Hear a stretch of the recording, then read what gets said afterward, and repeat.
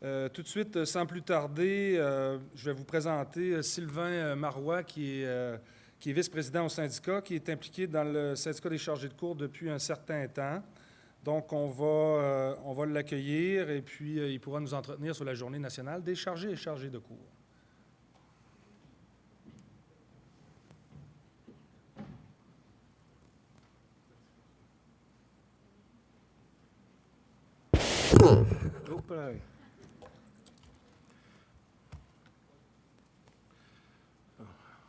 Permettez-moi de me relisser.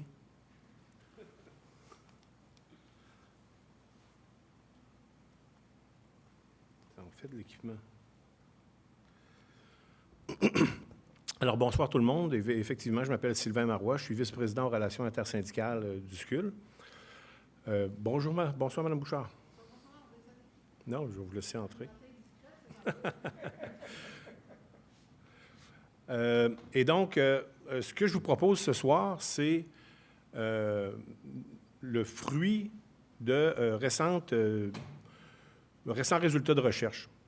Pour bien comprendre, je pratique le syndicalisme dans les universités depuis plus de 15 ans. Et après avoir quitté la vice-présidence de la Fédération nationale des enseignantes en 2018, je me retrouvais avec un amas de connaissances terrain et je me proposais d'écrire un bouquin sur le syndicalisme dans les universités au Québec. Un collègue prof en relations industrielles m'a dit « Tu as du beau matériel pour faire une thèse de doctorat, pourquoi tu ne te lances pas? » J'ai hésité à peu près 5 minutes, puis je me suis lancé dans un programme de doctorat en relations industrielles ici à notre université, que j'ai commencé donc en fin 2018. Ça m'a amené à théoriser le terrain sur lequel je travaillais depuis une quinzaine d'années. Et ce faisant, j'ai fait certaines découvertes, des choses que j'ignorais.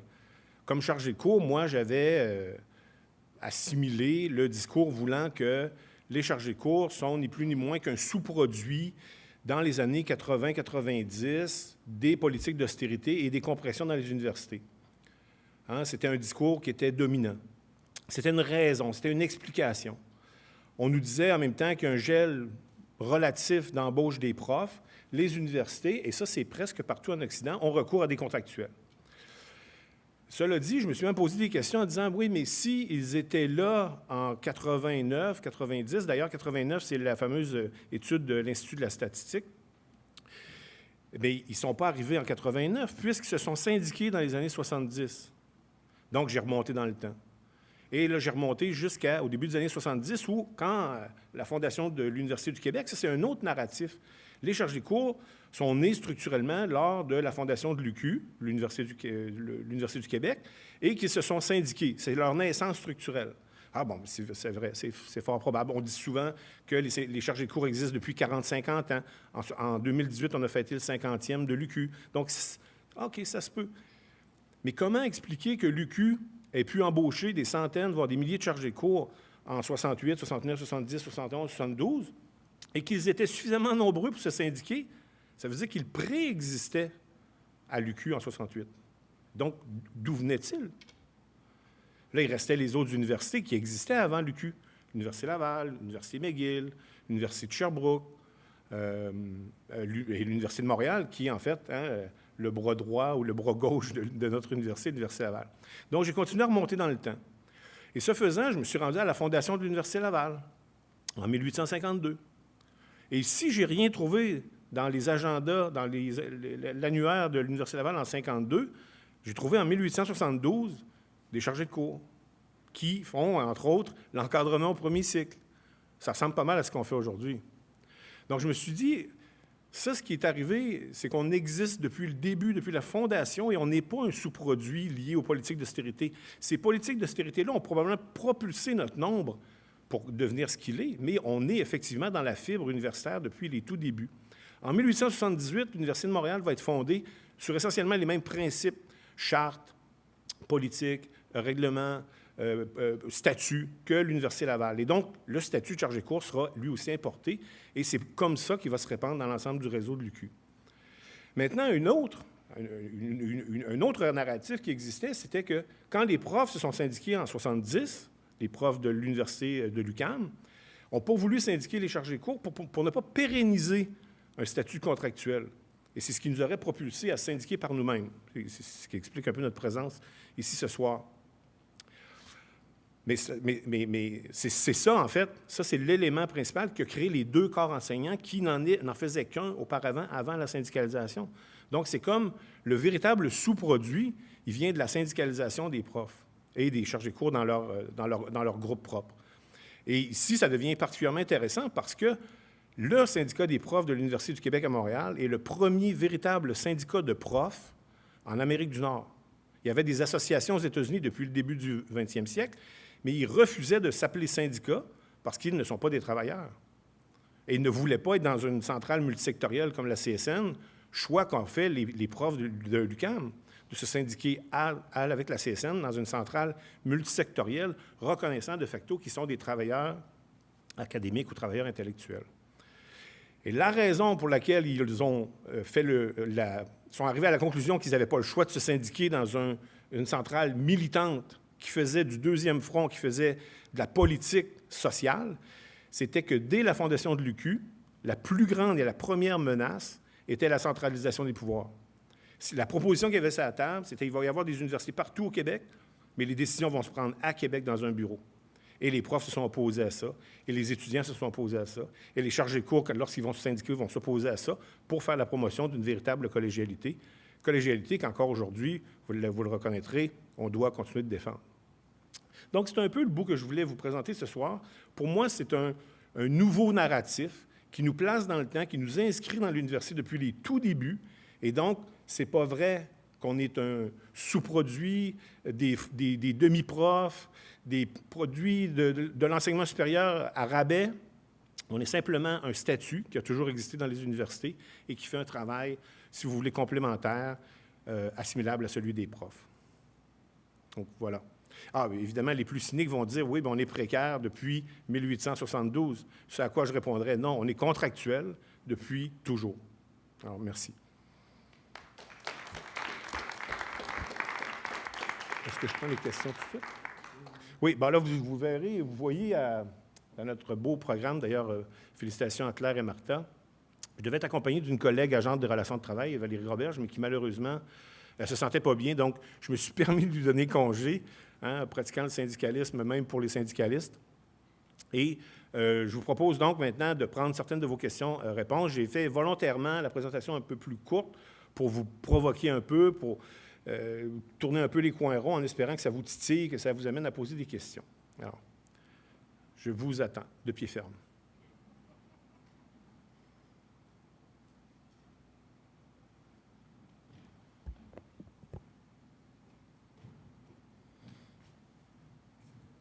Bonjour, Nicolas Saucier, chargé de cours, secrétaire général du SCUL.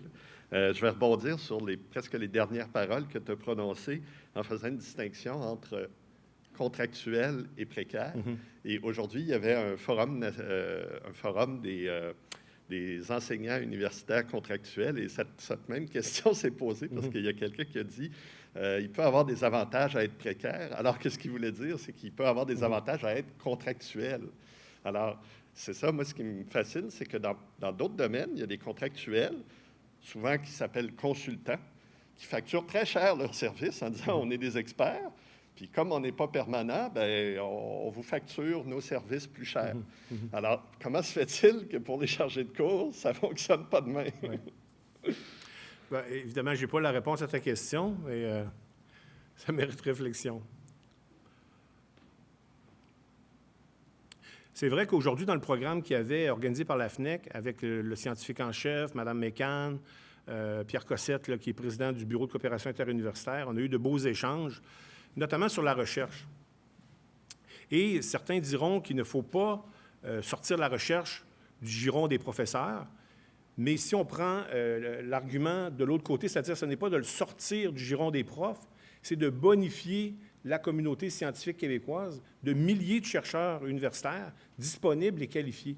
Donc, ce n'est pas de vider les coffres des fonds de recherche déjà insuffisants, c'est simplement ouvrir de nouvelles enveloppes à des chercheurs qui sont plus que compétents et qui sont intéressés. On dit présentement qu'il y a plus de 30 % des personnes chargées de cours qui font ou veulent faire de la recherche. Donc, il y a là toute une communauté, toute une ressource qui est sous-utilisée ou pas utilisée du tout. Oui, Anne. Bonjour, Anne Beauchemin, chargée de cours en histoire de l'art. J'aurais une question en lien avec ce que tu as présenté. Je sais qu'au début des années 80, il y a eu une étude gouvernementale sur les chargés de cours. Et puis, j'avais lu dans cette étude-là que l'appellation chargé de cours était née, en fait, parce qu'il y avait un certain nombre de personnes qui enseignaient à l'université qui ne voulaient pas laisser de côté leur pratique professionnelle. Et l'appellation est venue pour les différencier des professeurs qui faisaient que de l'enseignement et de la recherche. Est-ce que tu as d'autres informations là-dessus? Bien, ça, c'est essentiellement, c'est ça. C'est ça quand je parle de narratif dominant, c'est que à travers le temps, et ça, c'est pas de la mauvaise foi, il y a plusieurs chercheurs. Puis là-dessus, c'est important. Et puis, je vous mets au défi. Si vous faites une revue de la littérature sur les universités, l'histoire des universités, la gouvernance, le financement, le développement, peu importe le sujet, vous allez voir que dans presque tous les cas, c'est rédigé par des profs.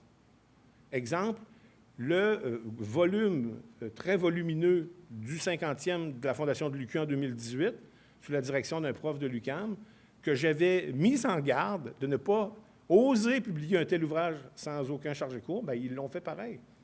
Et donc, la vision, on n'est pas là. Donc, on n'est pas là pour se raconter. Donc, quand on nous parle de nous, on parle de nous d'un point de vue biaisé. Pas de mauvaise foi, mais simplement d'un point de vue biaisé. Et ça, Anne, ce que tu soulignes, c'est simplement une autre explication.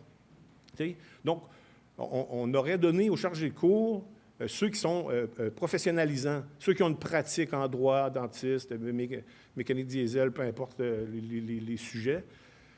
Mais ce n'est pas que ça. Parce que ce que j'ai trouvé dans les documents d'archives de l'Université Laval démontre qu'il y avait des étudiants, il y avait des chargés de cours avec des profils différents. Évidemment, ça n'a rien à voir avec aujourd'hui, mais qui faisaient de l'encadrement au premier cycle. Et c'était pendant leurs études, de ce que j'ai pu comprendre. Donc, c'est un statut qui a évolué, comme à peu près tous les métiers ont évolué depuis 1872, Dieu merci. Mais ça déconstruit le fait qu'on soit une bibite récente, éphémère. Ce qu'on entendait souvent, moi je l'ai entendu dans un congrès de l'ACFAS, un quick fix, un band-aid aux problématiques financières des universités. Bien entendu, cet argumentaire-là se défend, mais ce n'est pas que ça. Il faut aller plus loin, il faut aller plus globalement sur l'histoire.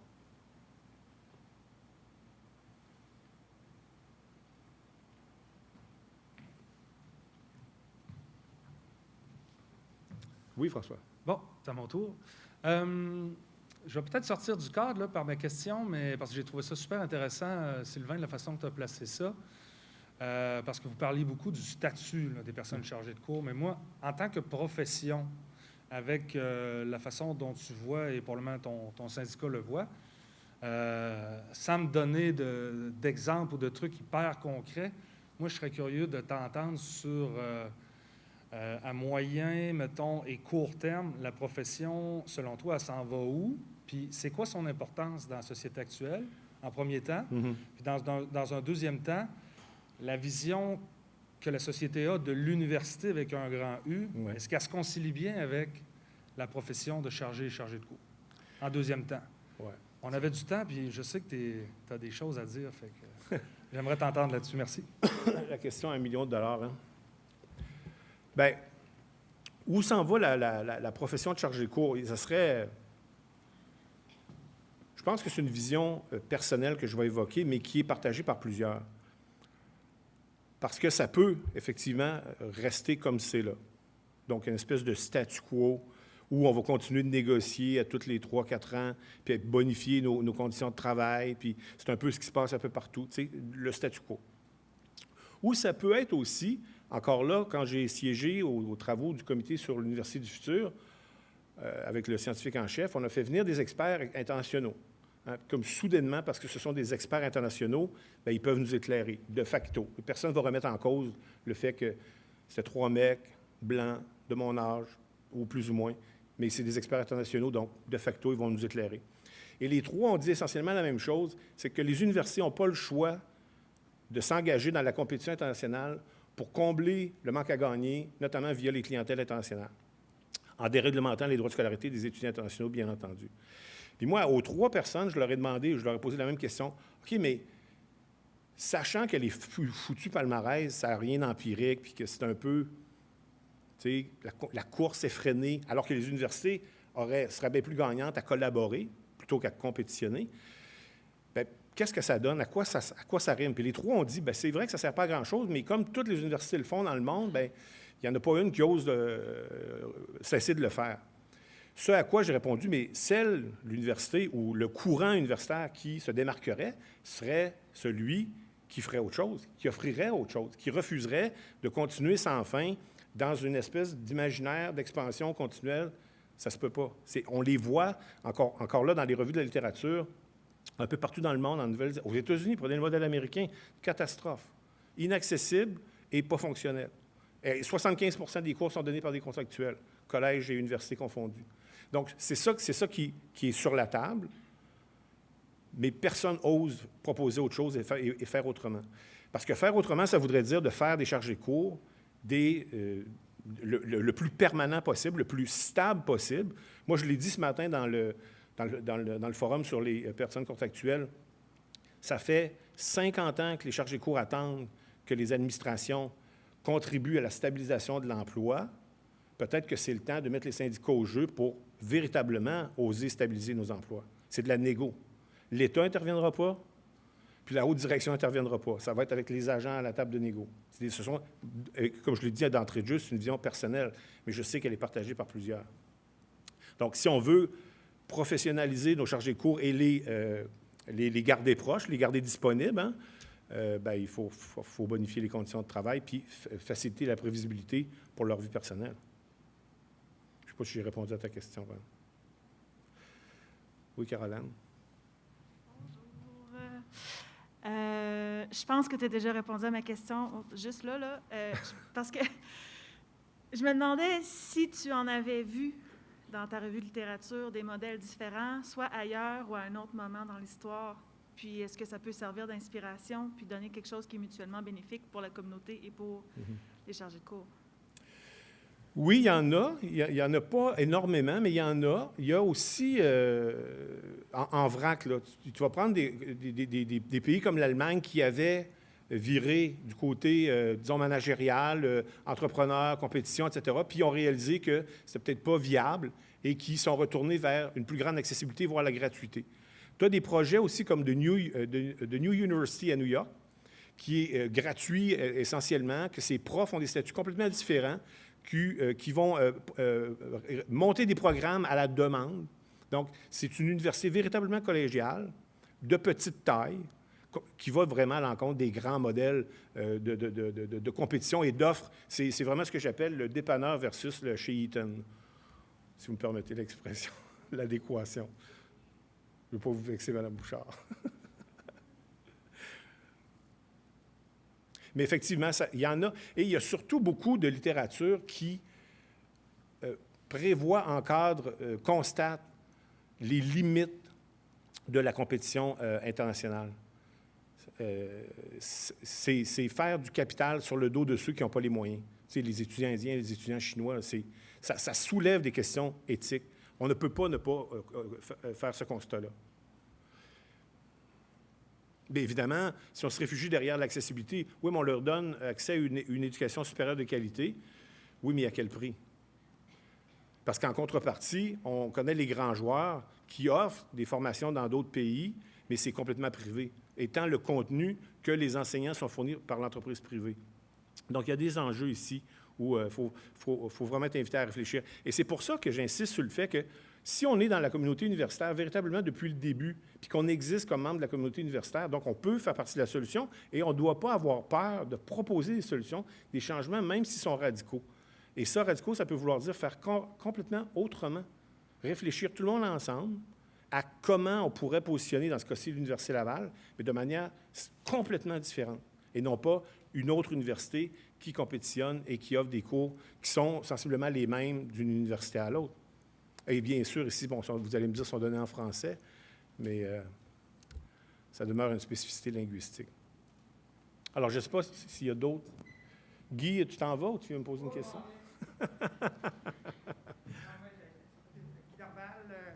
chargé d'enseignement en géographie. On parle de l'évolution du statut. À l'Université Laval, depuis 2004, on est un des seuls syndicats, une des seules universités qui offre un statut un peu plus stable, tu l'as dit tout à l'heure, chargé d'enseignement. Moi, j'en profite. Hein? Donc, depuis quelques années, j'ai un contrat, là, etc. Donc, j'ai beaucoup plus de stabilité qu'un chargé de cours à contrat. Quand j'étais dans l'intersyndicale, je me promenais à travers avec les autres syndicats, puis il y a un braquage dans les autres universités au Québec par rapport à notre statut de chargé d'enseignement. Alors que c'est un pas vers une stabilité. Parce que moi, la plupart des chargés d'enseignement apprécient cette stabilité-là. Donc, on signe nos cours quand on signe notre contrat ou à chaque année, au mois de mai, quand on le renouvelle, etc. Donc, pourquoi qu'il y a ce braquage-là ailleurs au Québec, alors que c'est un pas de plus vers la stabilité? Ça aussi, c'est une autre question complexe.